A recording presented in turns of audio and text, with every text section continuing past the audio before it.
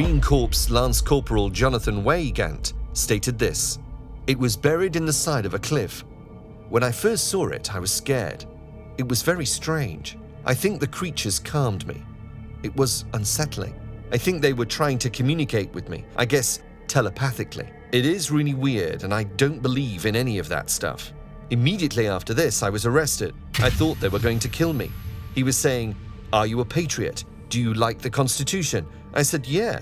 He replied, 'You have to sign these papers. You never saw this. I don't exist. And if you tell anybody, you'll just come up missing.'"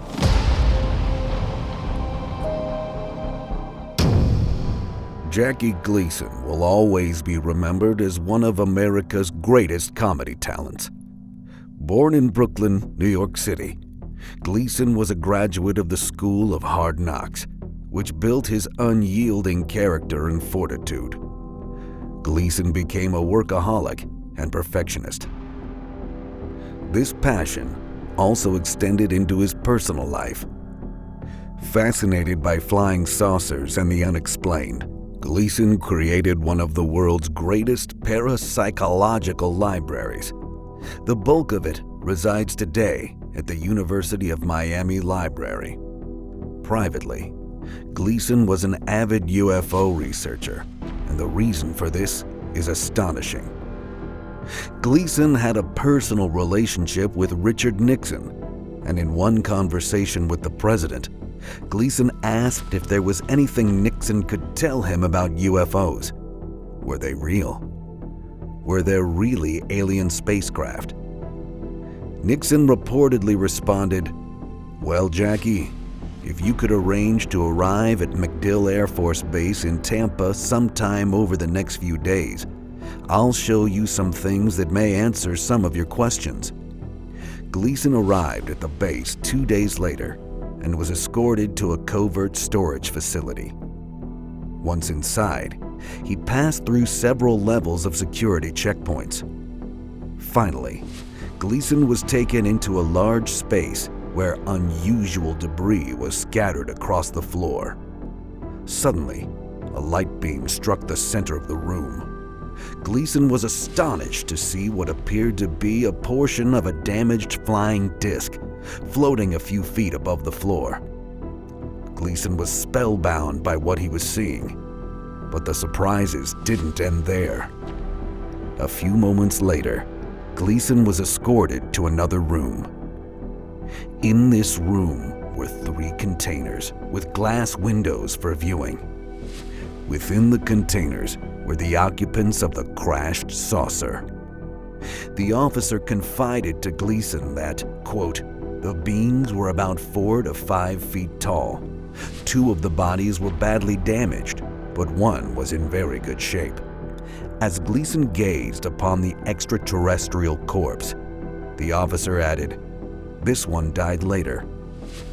Gleason studied the being's large oval eyes, grayish skin, and the appearance of being male. Gleason asked the officer if all of the beings were male, to which the officer replied, "Your guess is as good as ours."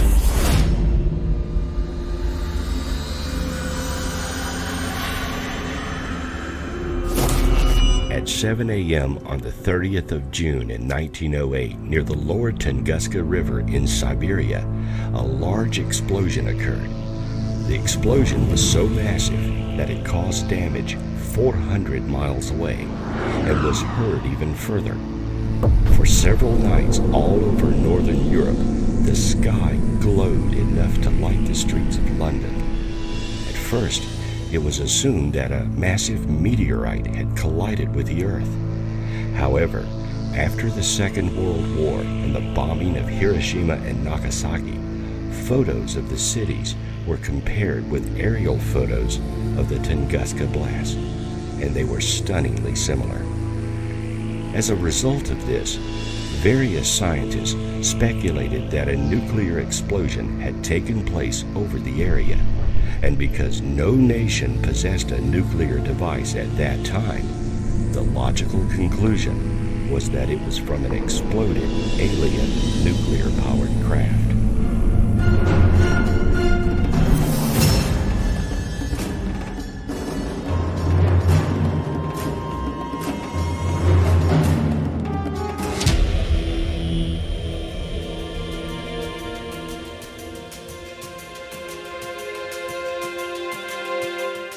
Of all the top UFO encounters, one would be remiss without mentioning Roswell, New Mexico. In July 1947, something happened northwest of Roswell during a severe thunderstorm. Was it a flying saucer? Was it a weather balloon? What happened? The answer is nothing for many years, until leading UFO researcher Stanton Friedman came across the story in the early 1980s and began to search for information and witnesses. That research brought him to Roswell, looking for the public information officer who had been at Roswell Army Airfield in 1947. That officer was Lieutenant Walter Haut. He still lived in Roswell and remembered the press release and the orders from his commanding officer. Friedman's investigation also led to many others, both military and private, who had information to add to the Roswell incident story. Stepping into the picture very strongly in the late 1980s were Don Schmitt and Kevin Randall and Tom Carey. Since then, Schmitt and Carey have dedicated their research to Roswell. The debris recovered by Rancher W. Mac Brazel was gathered by the military from the Roswell Army Airfield under the direction of Base Intelligence Officer Major Jesse Marcel. On July 8, 1947, Public Information Officer Lieutenant Walter Haut issued a press release under the orders from Base Commander Colonel William Blanchard, which said basically that we have in our possession a flying saucer.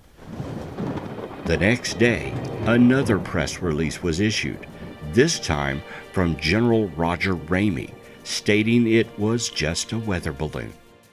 That was the start of the best known and well documented UFO cover-up.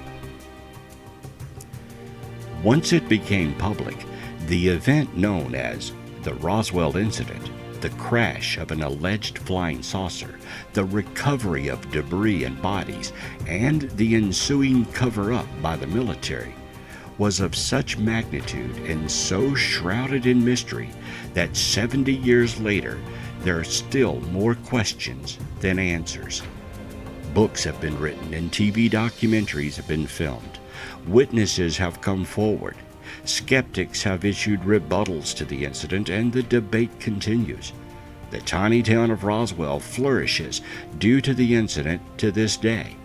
It is a mecca for UFO enthusiasts and truth seekers.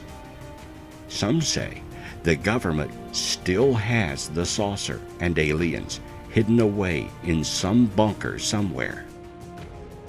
Deathbed confessions continue to get reported by people who were there, and Roswell has a firm place in the top UFO encounters.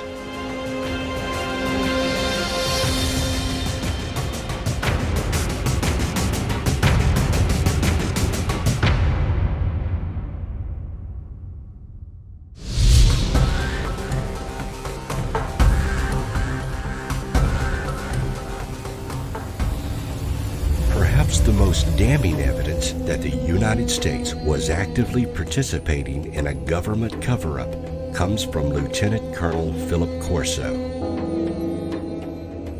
Corso was the chief of the Pentagon's Foreign Technology Desk in Army Research and Development, working under Lieutenant General Arthur Trudeau. And he was on the staff of President Eisenhower's National Security Council for 4 years between 1953 and 1957. In his book, The Day After Roswell, Corso claims that technology gleaned from the Roswell crash helped kickstart technological advancements in accelerated particle beam devices, fiber optics, lasers, integrated circuit chips, and Kevlar material.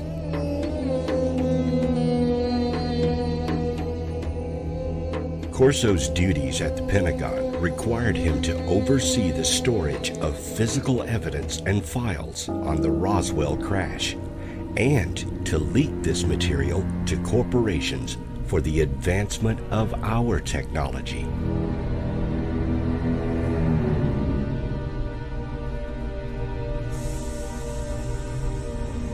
Corso also claimed the Strategic Defense Initiative, or Star Wars, was meant to achieve the destructive capacity of electronic guidance systems in incoming enemy warheads, as well as disabling enemy spacecraft, including those of extraterrestrial origin.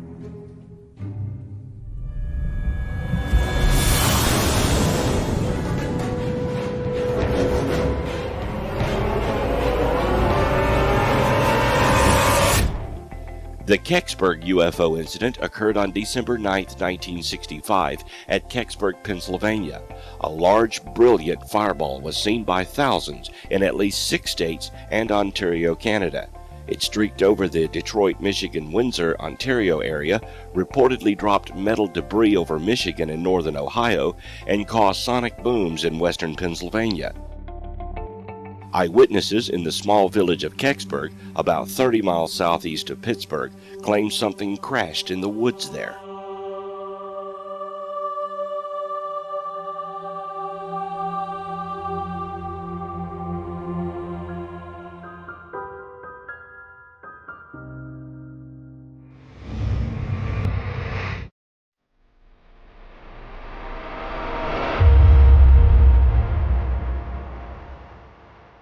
On April 12, 1941, in Cape Girardeau, the Reverend William Huffman was called to what he thought was a plane crash to read the last rites of the passengers. A car arrived at his house, and they drove about 18 miles or so outside of Cape Girardeau, closer to the Chaffee area. When they showed up on the scene, it was not a plane crash. It was, allegedly, a flying saucer. Classic silver round disc that had crashed, that had started a fire. There were police and firemen there to take care of the scene, put out the fire on a local farmer's field. The Reverend arrived and saw a classic flying disc with part of the side ripped open and 2 alien bodies that were dead and one that may have been dying. It may have been alive, but couldn't breathe. The Reverend looked inside the flying saucer and saw wires and components of some sort of alien design. There were strange hieroglyphics and bizarre knobs and dials. The Reverend knew that he couldn't give the last rites. About that time, the Army Corps arrived from Sykeston Field and cordoned off the area and swore everybody to secrecy, then tried to confiscate all cameras. There were pictures allegedly taken that night of men holding one of the alien bodies, and somewhere out there, those pictures exist. The story came through Charlotte Mann, who was the Reverend's granddaughter, who began to give accounts of the story in the late 70s. It was a document of a deathbed confession by the Reverend himself. Reverend Mann told the story to his granddaughter, and she had seen some of the pictures. To this day, no one knows where the photos are now, but many families in the area remember the event. It could be the first UFO crash in North America, and certainly is one of the top UFO mysteries of all time.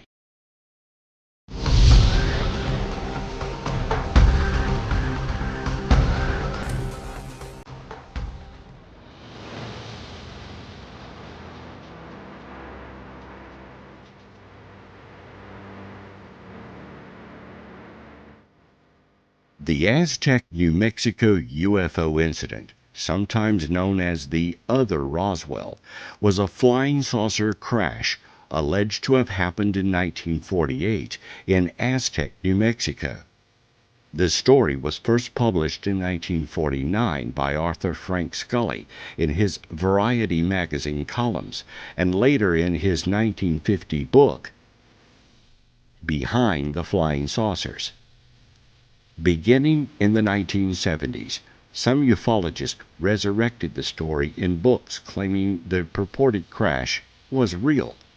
In 2013, an FBI memo claimed by some ufologists to substantiate the crash story was dismissed by the Bureau as a second or third-hand claim that we never investigated.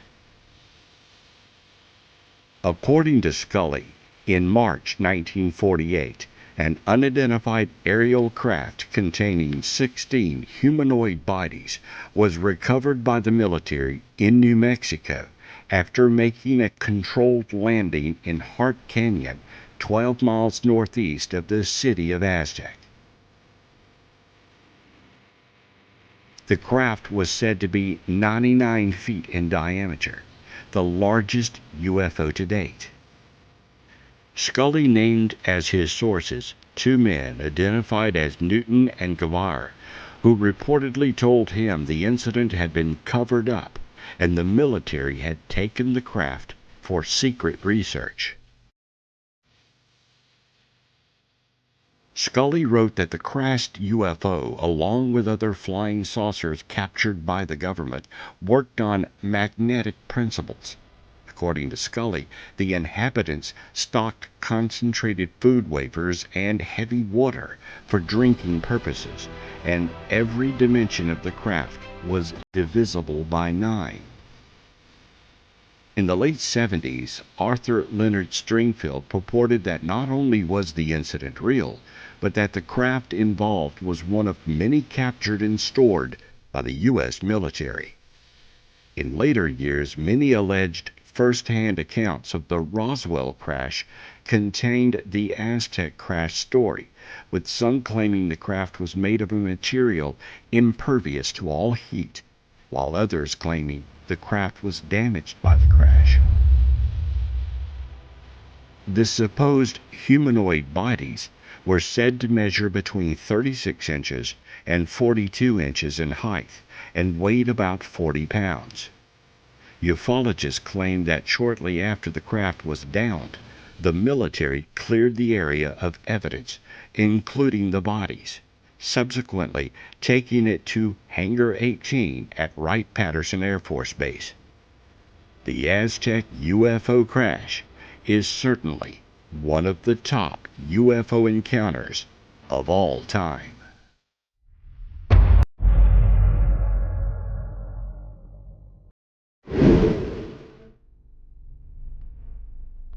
Mexico has not escaped the world of UFO activity. In fact, almost every day there is a report of something. But in 1977, something amazing happened.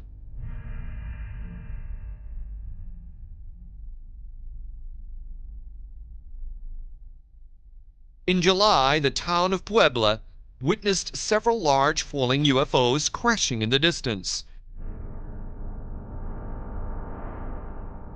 The army was called out. Rumors of a UFO crash and a cover-up spread.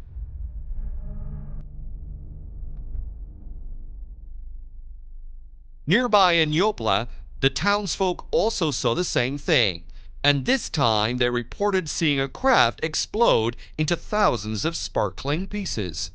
Mayors, teachers, policemen, everybody saw it.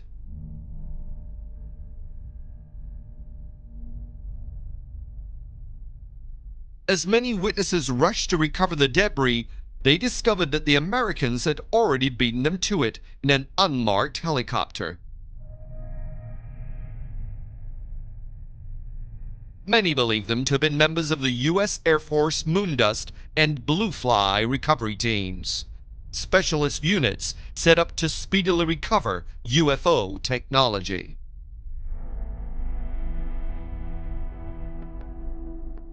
Some fragments were recovered before the team of so-called NASA scientists could stop them. They were analyzed and found to be an alloy unknown to humanity at that time.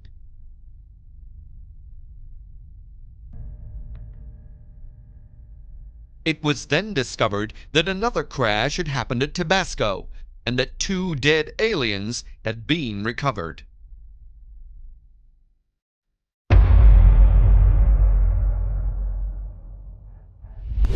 Although it has been said there is a single case in the Blue Book files in which alien creatures were reported that wasn't labeled as some sort of psychological program, there are several good cases hidden in there.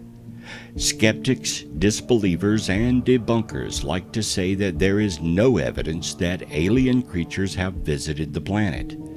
They ignore, reject, or are unaware that the Blue Book files do contain examples of physical evidence that has been recovered.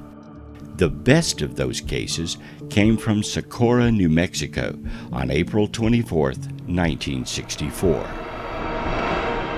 Lonnie Zamora, then a police officer in Socorro, saw a landed object and two small humanoids standing near it. According to Project Blue Book, Zamora was chasing a speeder when he heard a loud roar and saw a flash of light in the southwestern sky. Fearing that a dynamite shed on the edge of town might have exploded, Zamora broke off the chase and headed in that direction. Captain Hector Quintanilla added more detail to the story as it was told by Zamora during the official investigation. Quintanilla later wrote, "It was off the road to the left in the Arroyo, and at the first glance it looked like a car turned over, but when he drove closer it appeared to be aluminum clay, not chrome, and oval shaped like a football." Zamora drove about 50 feet along the hill crest, radioing back to the sheriff's office. 10:44, I'll be 10:06, checking a breakdown in the Arroyo. From this point, seated in the car, he could not see the object over the edge of the hill. As he stopped the car, he was still talking on the radio, and while he was getting out, he dropped his mic. He picked it up and put it back, and started down towards the object. As soon as I saw flame and heard roar, ran away from object but did turn head towards object. Object was in shape. It was smooth, no windows or doors. As roar started, I was still on the ground, running, bumped leg on car back fender area. Car facing southwest, fell by can, and glasses fell off. Kept running to north, with car between me and object. Rose to about level of car, about 20 to 25 feet. Took I guess about 6 seconds when object started to rise and glance back. It appeared about directly over the place where it rose from. I was still running. Then about 50 feet from car, I dug down, just over edge of hill. I stopped because I did not hear the roar. I was scared of the roar, and I had planned to continue running down the hill. I turned around toward the object and at the same time put my head toward ground, covering my face with my arms. When the roar stopped, heard a sharp tone whine, and the whine lasted maybe a second. Then there was complete silence about the object. That's when I lifted up my head and saw the object going away from me in a southwestern direction. It did not come any closer to me. It appeared to go in a straight line at the same height, possibly 10 to 15 feet from ground, and it cleared the dynamite shack by about 3 feet, shack about 8 feet high. Object was traveling west fast. It seemed to rise up and take off immediately across the country. Quintanilla said, "I was determined to solve the case, and come hell or high water, I was going to find the vehicle or the stimulus." I decided that it was imperative for me to talk to the base commander at Holloman Air Force Base. I wanted to interview the base commander at length about special activities from his base. I needed help to pull this off, so I called Lieutenant Colonel Maston Jacks at SAFOI. I told him what I wanted to do, and he asks, "Do you think it will do any good?" I replied, "God damn it, Maston, if there is an answer to this case, it has to be in some hangar at Holloman."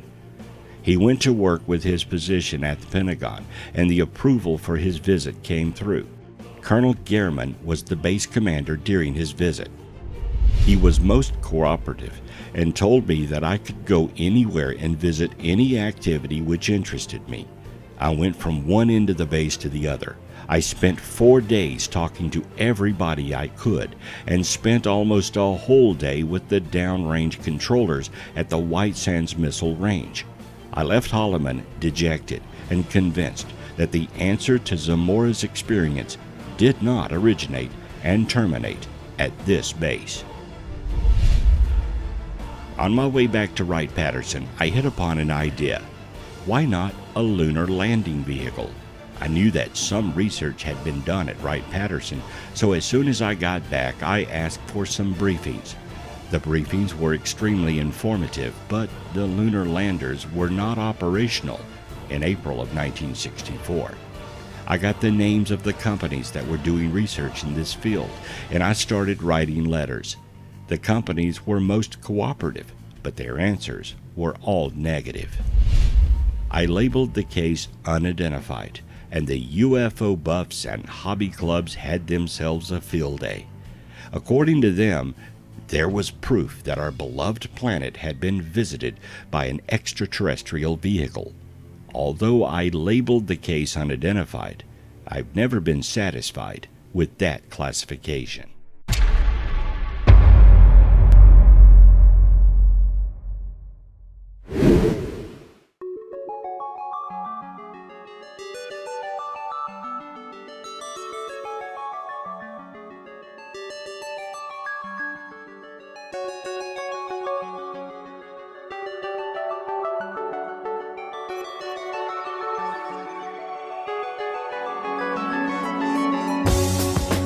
As early as the late 1800s, we have known about aliens, their craft, and perhaps even their purpose for coming to the Earth.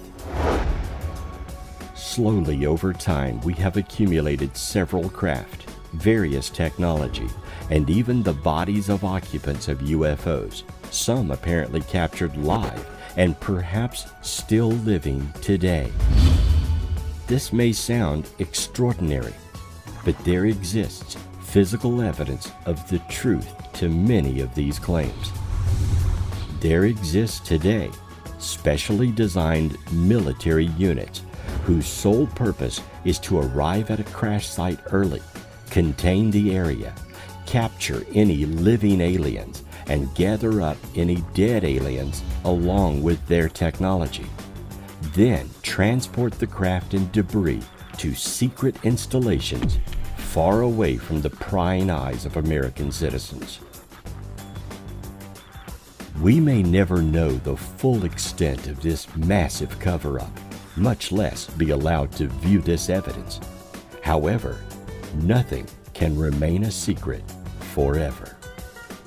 As more people come forward and expose the truth about UFO crashes and their containment, the day could come where someone blows the lid off these atrocities and the truth is revealed for all.